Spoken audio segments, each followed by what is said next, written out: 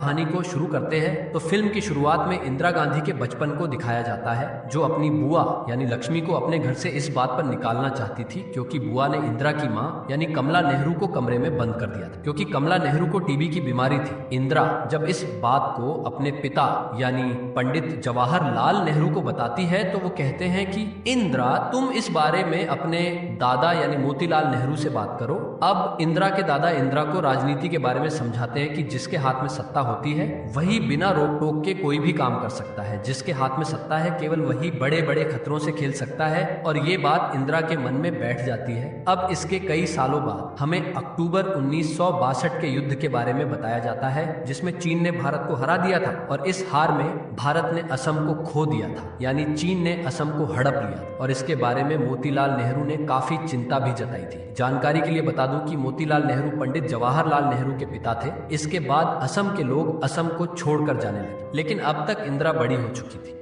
और वो अपनी जान की परवाह किए बिना असम में पहुंच गई और उन लोगों को आश्वासन दिया कि जब तक चीन की सेना यहां से नहीं जाएगी तब तक मैं भी आपके साथ रहूंगी। इसके बाद चीन को भी अपनी सेना वहां से हटानी पड़ी और उसी दौरान से इंदिरा भारत के लोगों के दिलों पर छा गई। इसके बाद एंट्री होती है अनुपम खेर की, जिन्होंने जेपी नारायण के रोल को निभाया है। जेपी नारायण कहते हैं कि अगर इंदिरा असम नहीं गई होती तो चीन पर अंतर्राष्ट्रीय दबाव नहीं बनता, नहीं तो आज असम का भी पीओके की तरह हाल हुआ होता। वास्तव में जो काम पंडित नेहरू को करना था वो काम इंदिरा ने कर दिखाया, क्योंकि उस समय नेहरू ही भारत के प्रधानमंत्री थे। शायद इसी वजह से जब इंदिरा असम से लौटी तो इंदिरा के पिता यानी जवाहरलाल नेहरू उससे काफी नाराज हुए। यहीं पर नेहरू जी ने पार्टी के खिलाफ जाकर इंदिरा को अपनी पार्टी का अध्यक्ष भी बना दिया था। लेकिन फिर नेहरू इंदिरा से कहते हैं कि पुपुल तुमसे कुछ कहना चाहती है, तुम उससे मिलो। वास्तव में पुपुल इंदिरा की बचपन की दोस्त थी और जब इंदिरा पुपुल से मिलती है तो वो इंदिरा को बताती है कि तुम्हारे पिता ने आनंद भवन को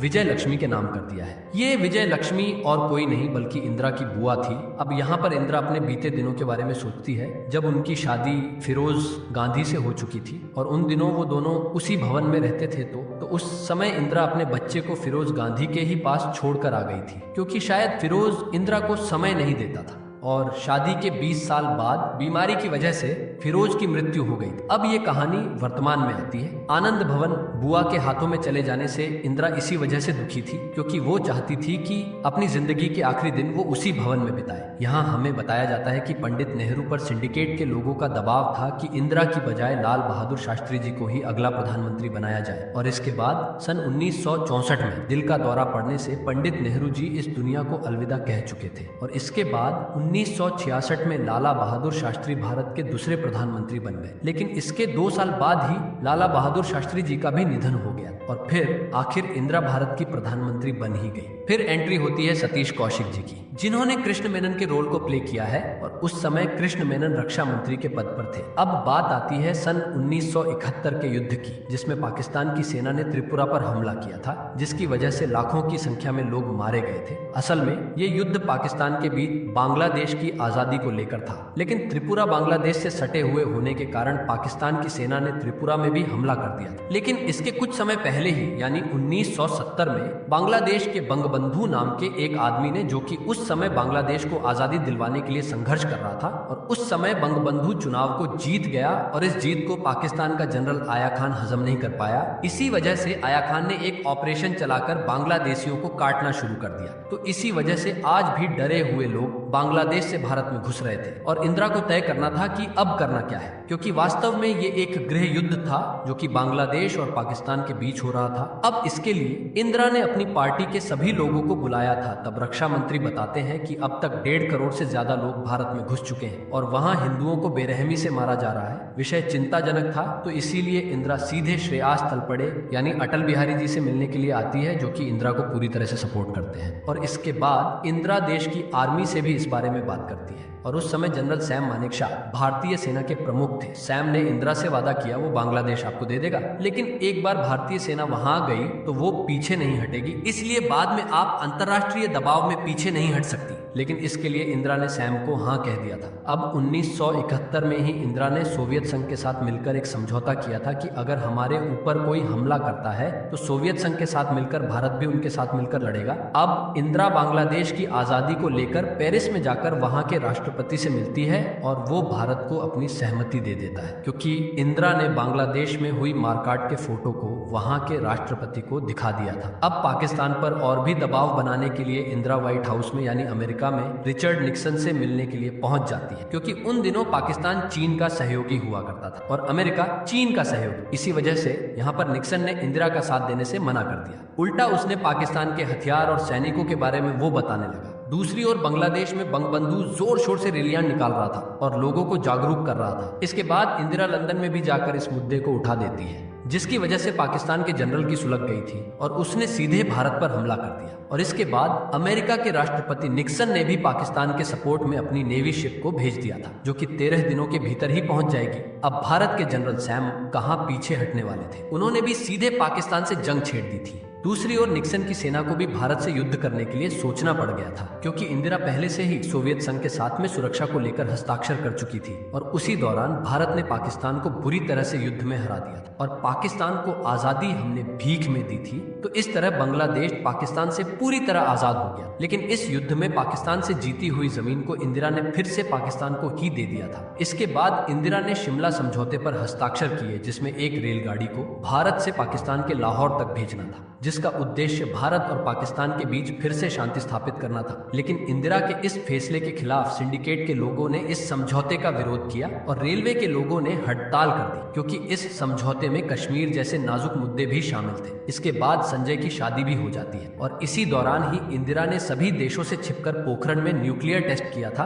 ताकि हड़ताल की बजाय सभी का ध्यान इस टेस्ट पर जाए। इसके बाद इंदिरा को इलाहाबाद के हाईकोर्ट में जाना पड़ता है, क्योंकि इंदिरा पर आरोप था कि उन्होंने रायबरेली जो चुनाव जीता था उसमें इंदिरा ने धांधलेबाजी की थी। और आज जज ने फैसला सुनाते हुए इंदिरा की जीत को अवैध घोषित कर दिया था और इंदिरा को अगले 6 सालों के लिए चुनाव लड़ने से प्रतिबंधित कर दिया था। इस फैसले से इंदिरा बिल्कुल टूट गई थी, क्योंकि जब युद्ध में भारत के साथ कोई नहीं खड़ा था तब अकेली इंदिरा ने भारत की सभी सुरक्षा सीमाओं को संभाल लिया था। इंदिरा अपने पद से हटना नहीं चाहती थी, इसलिए उसने एक मीटिंग बुलाई थी, क्योंकि इंदिरा अपने बेटे संजय गांधी को अगला प्रधानमंत्री बनाने के चक्कर में थी। लेकिन संजय ने यहाँ पर रक्षा मंत्री के साथ बदतमीजी कर दी थी और इंदिरा बेटे के प्यार में इतनी अंधी थी कि उसने इन सब पर ध्यान ही नहीं दिया। इस वजह से पार्टी के बहुत सारे लोग इंदिरा के ही खिलाफ हो गए थे और सिंडिकेट के लोग तो इंदिरा का विरोध कर ही रहे थे। अब 1975 में इंदिरा ने भारत में इमरजेंसी यानी आपातकाल घोषित कर दिया। इसका मुख्य उद्देश्य था ताकि इंदिरा की सत्ता बरकरार रहे। इस आपातकाल के दौरान इंदिरा के विरोधियों को सीधे जेल में ठूंस दिया गया था। उस समय 11 लाख से ज्यादा लोगों को बंदी बनाया गया था और पूरे देश की बिजली को हटा दिया गया था ताकि कोई भी दूसरे से संपर्क न करे। यहाँ तक कि अखबार में भी वही छापा जा रहा था जो इंदिरा चाहती थी। इस आपातकाल को इंदिरा के दबाव में उस समय के राष्ट्रपति यानी फखरुद्दीन ने लगाया था। इसके बाद विदेश मंत्री गुजाल को बुलाया जाता है, जिन्होंने उस समय बिना किसी काट छांट के रेडियो पर इस आपातकाल के बारे में बता दिया था। यहाँ पर इंदिरा गुजराल से कहती है कि अब से जो कुछ भी भारत को बताया जाएगा, चाहे वो न्यूज़पेपर के माध्यम से हो या रेडियो के माध्यम से हो, उनकी स्क्रिप्ट के बारे में आपको हमें पहले से बताना पड़ेगा। इसके बाद बांग्लादेश में कुछ आतंकियों ने बंगबंधु समेत उसके पूरे परिवार को मार दिया था। इधर भारत में 15 अगस्त आ चुका था, लेकिन इंदिरा लाल किले से भाषण देना नहीं चाहती थी, क्योंकि पूरे भारत में उन्होंने आपातकाल लगाया हुआ था। भारत की स्वतंत्रता तो इंदिरा पहले ही खा गई थी। उसे डर था कि अगर आपातकाल हटाया तो जेल के ही लोग उसे मार डालेंगे। अब राहुल के जोर देने पर इंदिरा मान जाती है। इस 15 अगस्त पर इंदिरा ने वो सभी बातें तो कही जिनका कोई मतलब नहीं था, पर आपातकाल को हटाए जाने वाली बात जो कि सबसे जरूरी थी उसके बारे में कुछ नहीं कहा। अब एक दिन इंदिरा अपना चेहरा धो रही थी, तभी वो शीशे में अपने बूढ़े कुरूप चेहरे को देखती है, जिसे देखकर वो डर जाती है। लेकिन ये एक सपना था, पर इस सपने ने इंदिरा को सोचने पर मजबूर कर दिया। तो तब से इंदिरा की तबीयत खराब होती गई। तो इसीलिए अब इंदिरा का कार्यभार भी संजय ने ही संभाल लिया था। अब एक दिन दिल्ली में संजय ने देखा कि यहाँ तो बहुत गंदगी है, लोग सड़कों पर आकर ही अपना रूटीन का काम करते हैं। तो उन झुग्गी वालों को हटाने के लिए संजय ने उन्हें कहीं और मकान दे दिए थे, लेकिन लोगों को अपने मकान छोड़कर दूसरी जगह जाना नहीं था, इसलिए उन्होंने विरोध कर दिया। इस चक्कर में यहाँ बुलडोजर चला दिया जाता है, जिसमें एक औरत ने अपना बच्चा भी खो दिया था। इसके बाद संजय ने जबरदस्ती लोगों की नसबंदी करने का भी ऐलान कर दिया था, जिसका पूरे देश में विरोध किया गया। लोगों को ढूंढ ढूंढ कर उनकी नसबंदी की गई। लगभग 1 करोड़ से ज्यादा लोगों की नसबंदी की गई थी। उस समय संजय किसी को कुछ समझ ही नहीं रहा था। जो मन में आता था उसका नियम लागू कर देता था। अब इंदिरा भी संजय से डरने लगी, क्योंकि एक खूंखार जानवर की तरह बर्ताव करने लग गया था। इसलिए अब इंदिरा ने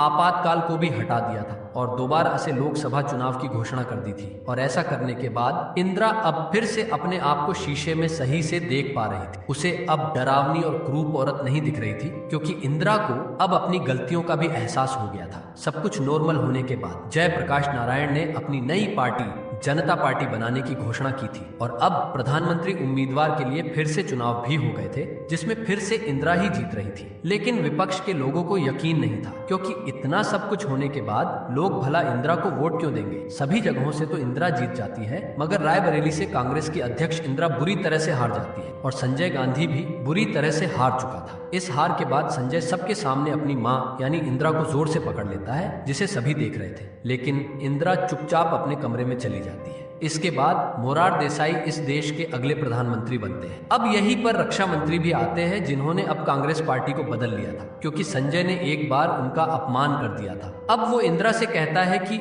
एक दुख आपके हिस्से में आने वाला है, क्योंकि पिछले 30 सालों से आप सरकारी मकान में रह रही हैं, जिसकी आपको गंदी आदत हो गई। सरकार बदलने से इंदिरा को वो सरकारी मकान छोड़ना पड़ता है। अब इसके तुरंत बाद ही इंदिरा को अरेस्ट कर लिया जाता है। जब इंदिरा को गाड़ी से बाहर ले जाया जा रहा था, तब भारत की जनता उन्हें देशद्रोही कहकर बुला रही थी और वो इंदिरा को मारने के लिए उतारू हो रहे थे, क्योंकि उसके बेटे संजय ने जो किया था उसकी कीमत तो इंदिरा को चुकानी ही थी। इसीलिए अब इंदिरा जेल में जा चुकी थी। अब कांग्रेस पार्टी को पंजाब से भी अकाली दल की तरफ से चुनौती मिल रही थी। इसीलिए संजय ने अपनी पार्टी को जिताने के लिए एक सिख समुदाय के कैदी को जेल से छुड़वा दिया, ताकि पूरा पंजाब कांग्रेस की तरफ हो जाए। अब 1978 में इंदिरा को जेल से रिहा कर दिया गया था, लेकिन वो घर जाने की बजाय एयरपोर्ट जाने का फैसला करती है। लेकिन आखिरी बार वो जेपी नारायण से मिलने के लिए जाती है, ताकि अपने गुनाहों की माफी मांग सके, और उन्होंने उसे माफ भी कर दिया था। और जब इंदिरा यहाँ से जाने लगती है, तभी कुछ औरतें इंदिरा का रास्ता रोक लेती हैं। वो औरतें इंदिरा से कहती हैं कि हमारी मदद करो, क्योंकि कई दिनों से हम लोगों ने खाना भी नहीं खाया है। वास्तव में उस समय बेलची गांव में जात पात ऊंच नीच का भेदभाव था, जिस कारण वहां के लोगों के साथ क्रूरता वाला बर्ताव किया जाता था।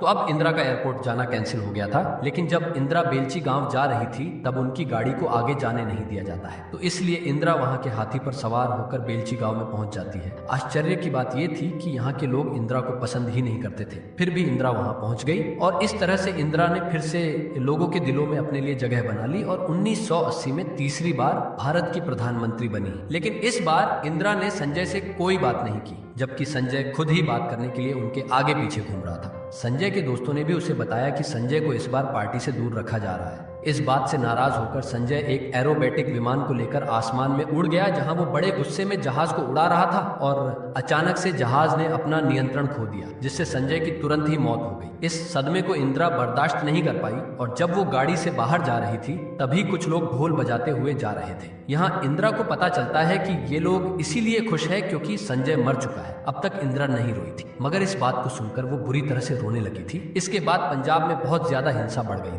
जिसमें लोगों को खुलेआम गोली मारी जा रही थी और ये सभी बदमाश स्वर्ण मंदिर में छुप गए। इसलिए उन सभी को मारने के लिए इंदिरा ने ब्लू स्टार नाम का एक ऑपरेशन चलाया था, जिसमें उन सभी बदमाशों को सेना ने मार गिराया था। इनमें मरने वाले अधिकतर सिख लोग थे। इसलिए इंदिरा के सेक्रेटरी धवन का सुझाव था कि उनकी सुरक्षा से सरदारों को हटा दिया जाए। लेकिन इंदिरा ने सिखों को दूसरे भारतीयों से अलग नहीं समझा और आखिर में वही हुआ जिसकी धवन को आशंका थी, यानी सभी सिखों ने मिलकर इंदिरा को मारने का प्लान बना लिया था। और जब इंदिरा धवन के साथ अपने ऑफिस से बाहर निकली, तो एक सरदार ने उनके कंधे में गोली मार दी। फिर दूसरे सरदार ने बाकी के लोगों को भी गोलियों से भून दिया। इस तरह से इंदिरा इस दुनिया से अलविदा कह गई। अब फिल्म से जुड़े कुछ सवाल। दोस्तों, आपको क्या लगता है, इंदिरा गांधी ने उस समय को देखते हुए जो आपातकाल लगाया था, क्या वो सही था? इंदिरा जैसी औरत जो बांग्लादेश को बचाने के लिए पूरे विश्व से लड़ गई, लेकिन वो अपने बेटे से नहीं जीत पाई, तो आपकी नजर में इंदिरा को उस समय क्या करना चाहिए था? क्या संजय गांधी वास्तव में एक क्रूर इंसान था, जिसने जबरन करोड़ों लोगों की नसबंदी करवा दी थी? स्वर्ण मंदिर में जो बदमाश छुपे थे, क्या उनको मारना गलत था, जिसकी वजह से इंदिरा को भी मार दिया?